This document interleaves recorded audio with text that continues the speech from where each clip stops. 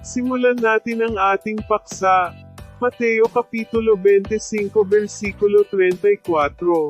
34 Kung magkagayo'y sasabihin ng hari sa mga nasa kanyang kanan, halina kayo, kayong mga pinagpala ng aking ama, manahin ninyo ang kaharian na inihanda para sa inyo buhat ng itatagang sanglibutan.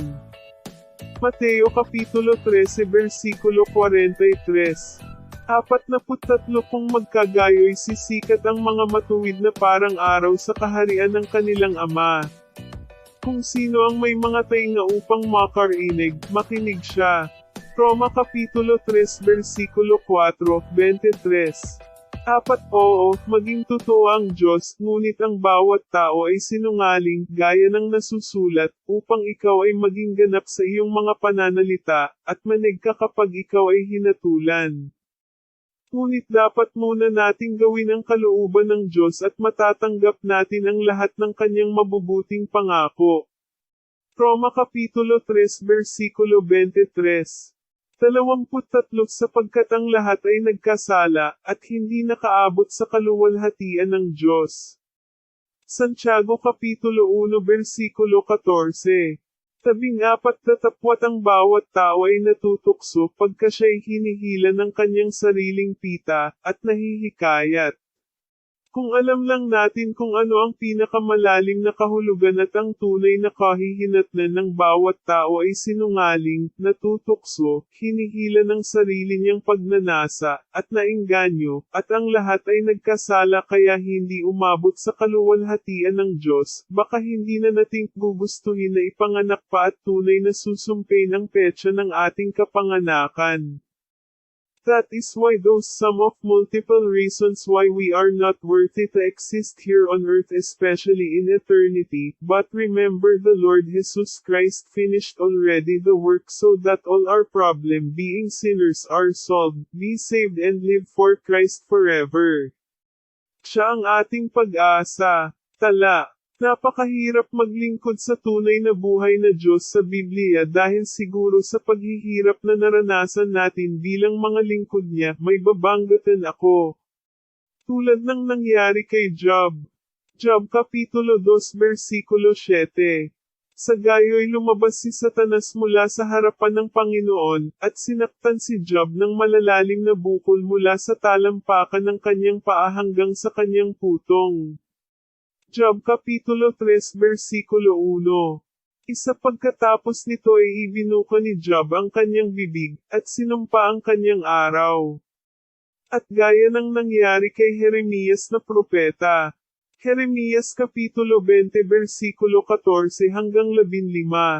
14 Sampay ng araw na ako ay isinilang, huwag no ang pagpalain ng araw na ipinanganak ako ng aking ina.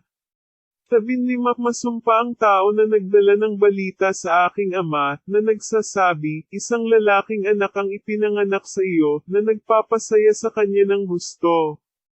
Filipos Kapitulo 1 Versikulo 29.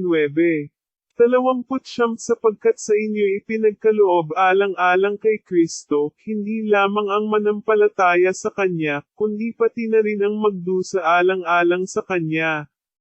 2 Corinthians 5:6. Kaya nga kami laging malakas ang loob, at nalalaman namin na kung kami ay at home sa katawan, ay wala kaming bahagi sa harapan ng Panginoon. Ngunit hindi natin dapat pabayaan ang ating paglilingkod sa Diyos dahil ito ang ating pangunahing tungkulin kahit padumanas ng hirap at maraming pighati. Mateo Kapitulo 4 Versikulo 10.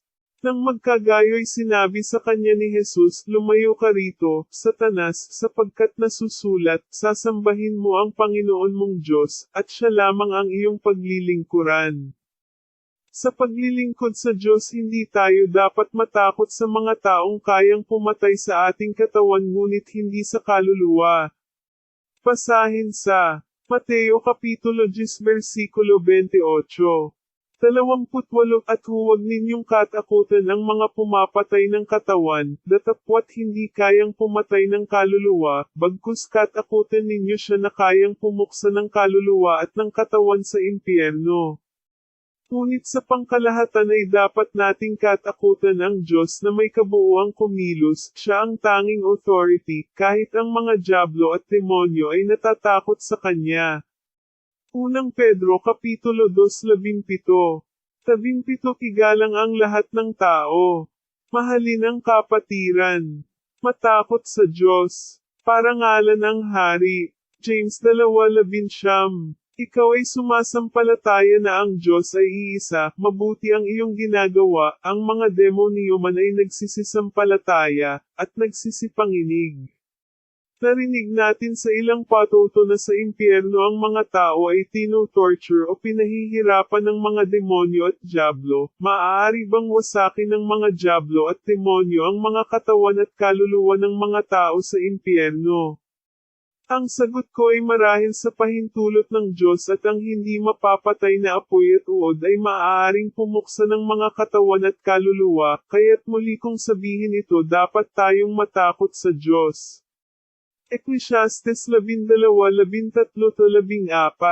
13. Ito ang wakas ng bagay, lahat ay narinig, ikaw ay matakot sa Diyos, at sundin mo ang kanyang mga utos sapagkat ito ang buong katungkulan ng tao.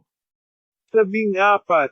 Sapagkat dadalhin ng Diyos ang bawat gawa sa kahatulan pati ng bawat kabling bagay, maging ito'y mabuti o maging ito'y masama.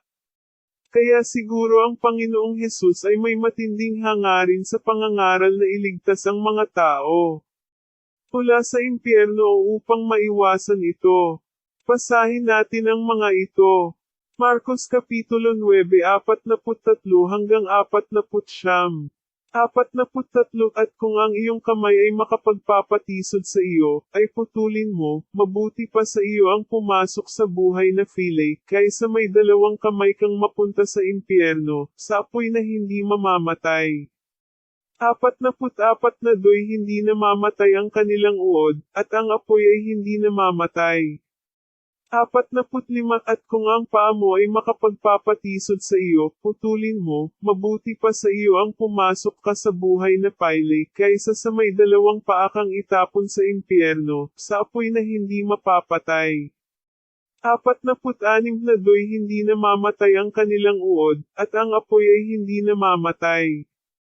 47 At kung ang iyong mata ay nakapagpapatisod sa iyo, ay dukitin mo, mabuti pa sa iyo ang pumasok sa kaharian ng Diyos na may isang mata, kaysa may dalawang mata kang ihagis sa apoy ng impyerno.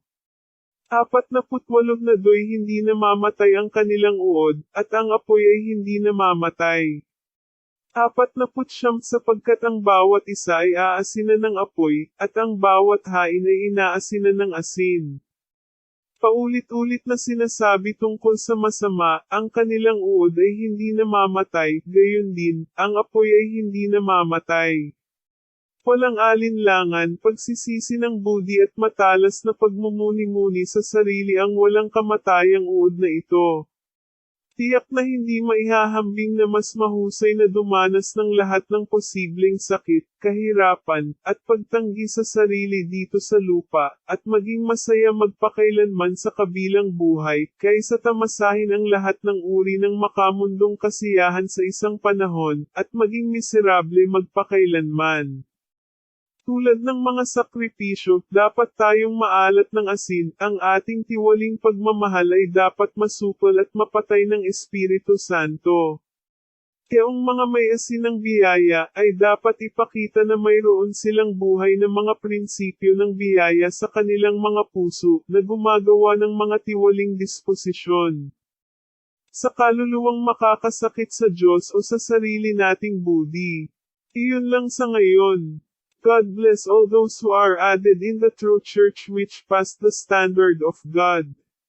Sila ang dapat na maligtas dahil sa biyaya, hindi yung kung sino-sinong nag-claim. Sumainyo nawa ang pagpapala at kapayapaan magpakailanman.